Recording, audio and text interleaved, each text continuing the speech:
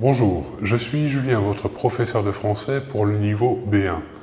Je vais vous parler maintenant du passé composé et de l'imparfait, et de ses différents usages dans le passé. Donc, pour le passé composé, on l'utilise pour une action achevée, qui a commencé dans le passé et qui s'est terminée également dans le passé. Un exemple, j'ai fini mon travail. L'imparfait, quant à lui, on l'utilise pour une action inachevée. D'accord?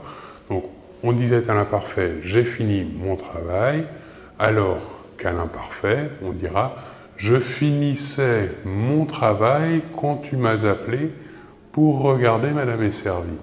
Ici, on voit que mon travail n'est pas terminé quand tu m'as appelé. D'accord? Donc ici, l'action à l'imparfait est inachevée. Maintenant, le passé composé est utilisé pour décrire des actions ponctuelles au passé. Par exemple, dans des histoires, des récits. Alors, un exemple. Raconte, Roger est entré, il s'est assis. Il a réfléchi, puis il s'est levé et est parti. Ici, on a une énumération d'actions ponctuelles dans une histoire, quand on raconte un fait, par exemple, un événement. Alors que pour l'imparfait, il sera utilisé dans un contexte de description d'une situation, du cadre d'une histoire, des circonstances.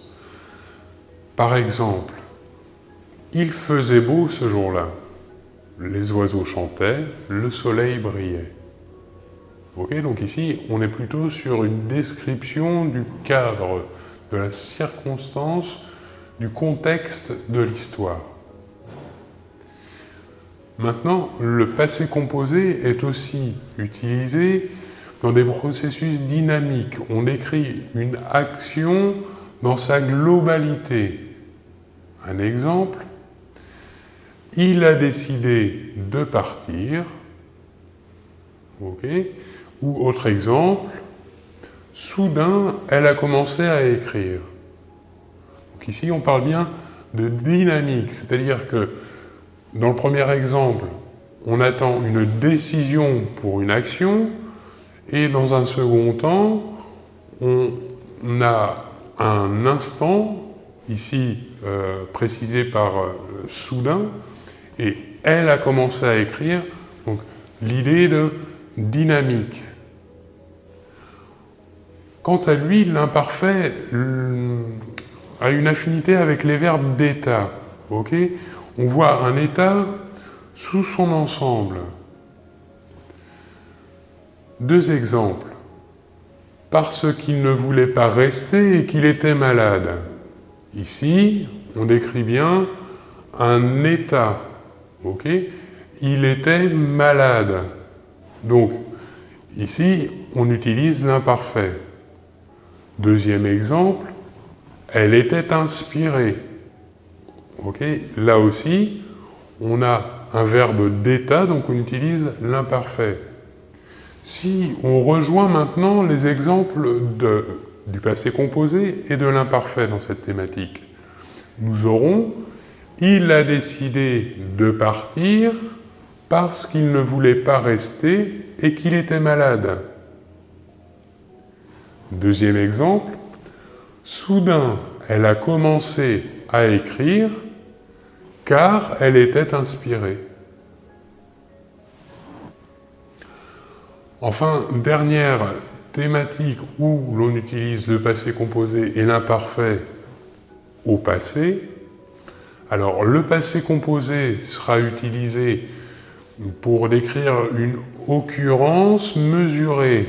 Par exemple, en utilisant une action répétée une fois, 40 fois, plusieurs fois. Des répétitions d'actions ponctuelles. Un exemple, il a pris le train plusieurs fois cette année.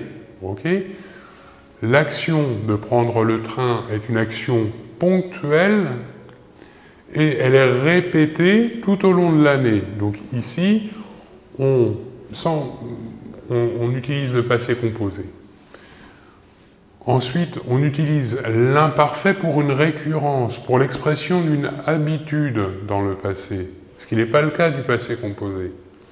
Un exemple, quand j'avais 20 ans, je voyageais beaucoup. Okay, ici, l'occurrence n'est pas mesurée, c'est une habitude. Je voyageais beaucoup. Voilà pour les différences d'utilisation du passé composé et de l'imparfait pour le passé. Je vous remercie beaucoup de votre attention et on se retrouve très bientôt. Au revoir.